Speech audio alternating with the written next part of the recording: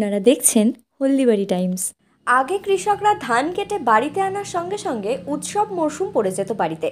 শ্রমিকরা লেগে পড়তো ধান ঝাড়তে। সারাদিন ধরে বাড়িতে উঠোনে ধান ঝাড়াইয়ের পর বাড়ির মহিলারা ঝাড়াই করা ধান কুলো দিয়ে ঝাড়াই বাছাই করে নিত। 1 বিঘে ধান ঝাড়াই করতে প্রায় সারাদিন লেগে যেত সেই কৃষক পরিবারের।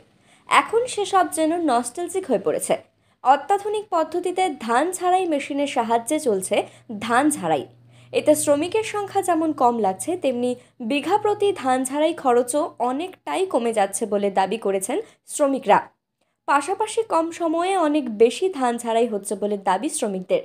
5 জন শ্রমিক দিয়েই ধান ঝাড়াই এবং বাছাইয়ের কাজ সম্পূর্ণ হয়ে যাচ্ছে নিমেষের মধ্যেই।